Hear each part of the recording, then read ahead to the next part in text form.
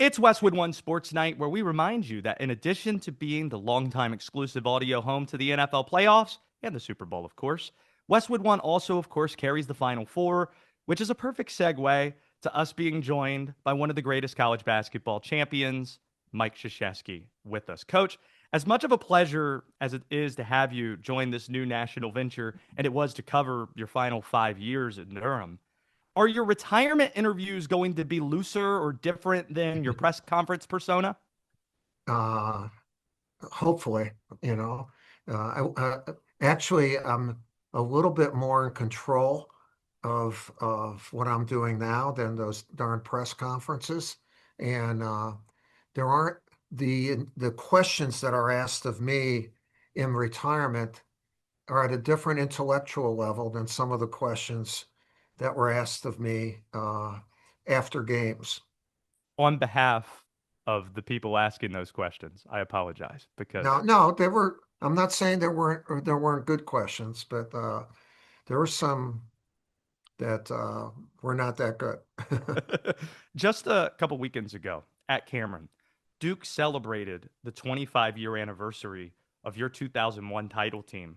One of the stars of that team was Carlos Boozer, who, in one of the best stories in the country, his twin boys are playing for the Blue Devils right now. How much more special has that truly unique storyline made watching this year's team? No, it's amazing. Also, I have to remind Carlos how old he is. But I haven't grown in age, but these guys from the 2001 team, they're getting old for crying out loud. But I love the fact that Carlos and Cece, the twins' mother, are there all the time.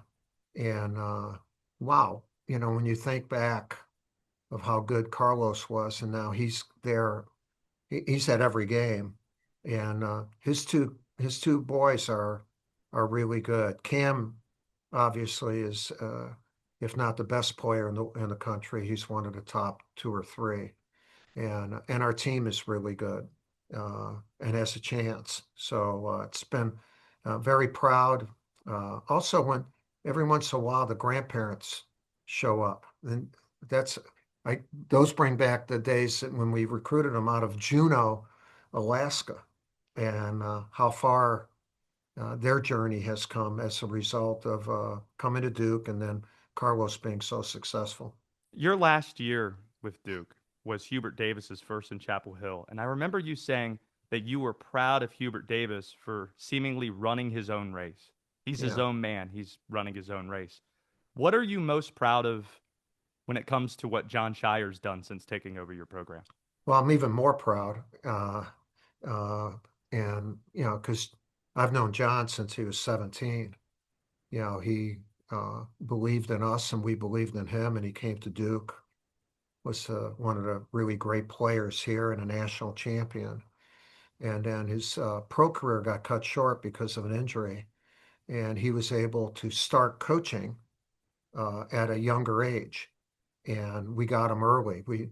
I scoffed him up right away. I said, "You're going to work here," and so I think for about 8 years, he was either the assistant or associate head coach or associate. And but his last year, we had a succession plan where he already knew a year in advance that he was going to be the new coach, and we kind of worked together that year where he could recruit who he wanted and develop those relationships. Learn a little bit more about what it was to be the head guy, because we talked about even more things during that time. And so when he took over, he hit the ground running, and it's done a fantastic job. I've been there as much as I can for him, behind the scenes, but also not being in the scene. I've uh, I go to some games, but I'd rather do things not in front of people. You know, and I wish Cameron would have at least one box up above, not the crow's nest where I could never get up there where the TV does, because then I'd go to more games because then I could just be myself. sit courtside, and I I'm proud and I enjoy it, but it's uh I can't yell at an official. I can't show too much emotion or whatever. And but I'm proud of John and what he's done, and we have a chance. We have a really good team. I see you. I'm pretty close to where you're at, Yeah, in that courtside seat, and it's not you can't yell at officials because now when the officials see you, they're wanting to give you a hug during timeouts. we do have those relationships. So those are pretty cool. And every once in a while, Roger Ayers has had a few of our games. I said, "Why the hell weren't you that friendly when?" And then he'd laugh, and he says, "Why the heck were you not that friendly?" But the cool thing is we've been with the officials in a lot of amazing games, and you become like brothers in that, not just with the other coaches, but with the people who administer the game. And the officials do an outstanding job uh, and great relationships. They have a lot of pressure on them too. Mike Krzyzewski with us here on Westwood One Sports Night. You were talking about Shire, and in this time, there's so much that you have to adapt to. You always had to adapt. That's how you last for 40 plus Right. years at a place like Duke. There's so much that's just changed in the last few months. Like most notably, courts have gotten involved to allow G League players to play in college basketball in addition to foreign internationals or foreign professionals who coaches have capitalized. Hey, those professionals are capitalizing on making more money in college than they were doing Definitely. in their European leagues. How much of a problem do you think this is? Do you think it's a problem? Well, it's a problem because it is not, it is, first of all, the fact that these kids or pros from other countries are coming in, and that's just the way it is. And now, how do you organize it? How do you make it completely transparent? How do you lead it? Yeah, basketball has no group that does that because basketball is run by the NCAA, which does not have a group that runs college basketball. They just get the money.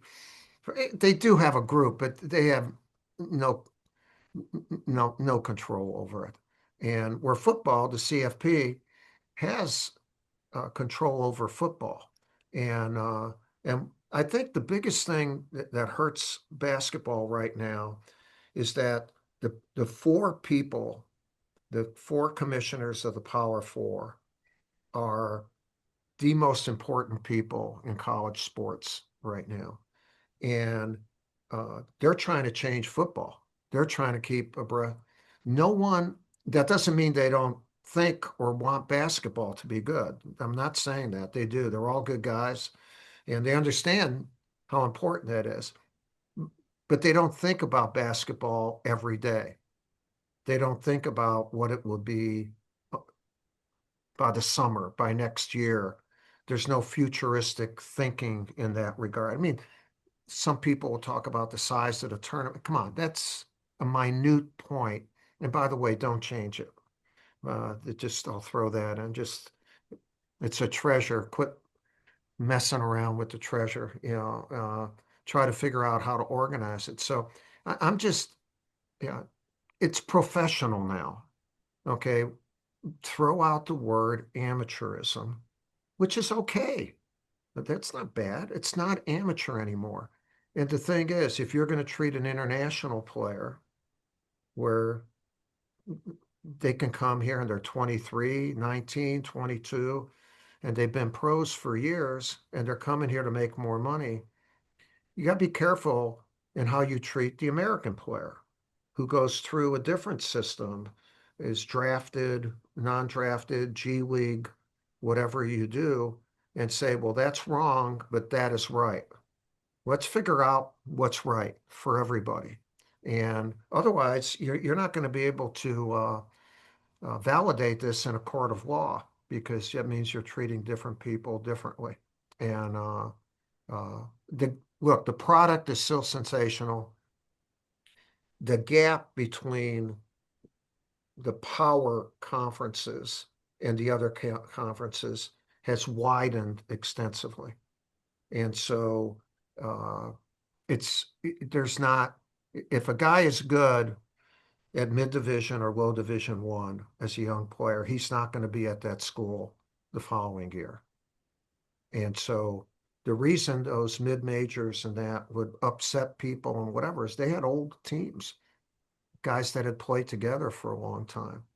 Now the old teams are in the top level, and they're even older because the influence of the international 22, 23, even 24-year-old on a team. So it's just a different dynamic.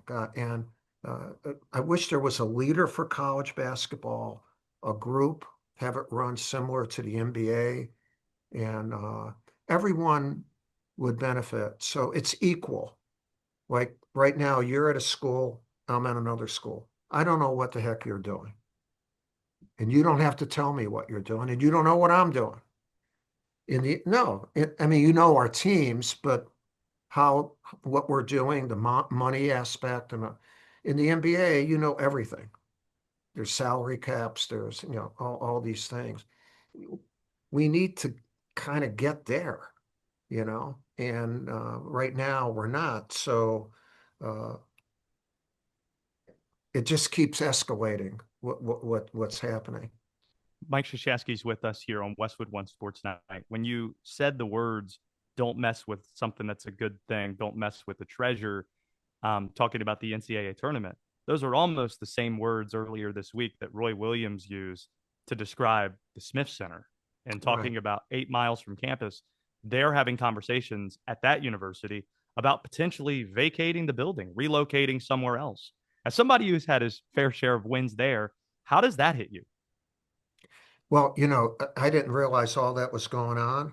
And then I saw Roy and I are great friends. I think Roy's one of the best guys and obviously one of the greatest coaches of all time. And we share a great friendship. And I saw his video and I said, wow, that was really, really good. And I even saw something that Tyler Hansborough did. And look, I don't know all the stuff there that's going on, but I would listen to Roy, uh, who understood Dean the best. And and if perchance they do move something, they better name it the Smith Center, because Dean was one of the greatest of all time.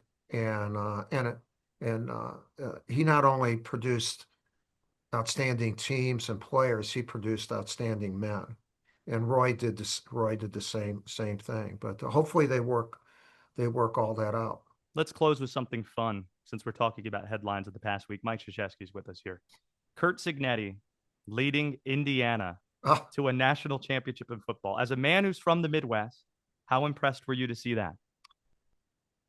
it's an amazing. It's really maybe the best sports story in the last half century or for a long time, because football at Indiana is not considered Ohio State, Michigan, and all that. And Signetti was on. I stopped doing my XM show this year, but he was on last year, and I actually got him to smile and laugh, and I was so impressed with him and his attention to detail. He reminded me a little bit of Coach Knight and his preparation and all that.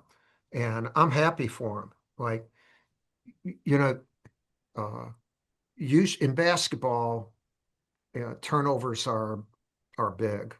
In football, they're gigantic. Usually, a championship team wins the turnover battle and doesn't turn the darn thing over. I'm telling you, Indiana was a machine, and they didn't make turnovers. They didn't make mistakes. And when you make a mistake in football like that, it could be after you drove the ball 80 yards and stopped getting a touchdown, or you got the ball on a kickoff and fumble, and out. It's field position. What happens with that? And Indiana was the master of that. And obviously, as a result of the discipline organization and teaching of their head coach and his staff. Coach, thank you for fielding what you've described. I know you didn't say they were specifically mine. The bad questions I asked over the years when I was covering your team for 5 years. You And made thank up you. for it a little bit, not completely, Right. but And, you know, and one of the great things we learn about life is forgiveness. So God bless you. I forgive you. Uh, And more than that, thank you for making time on this new venture here on Westwood One Sports. yeah, well, And good I luck with appreciate it. it. It'll be great, and I've enjoyed doing it today. Thank you.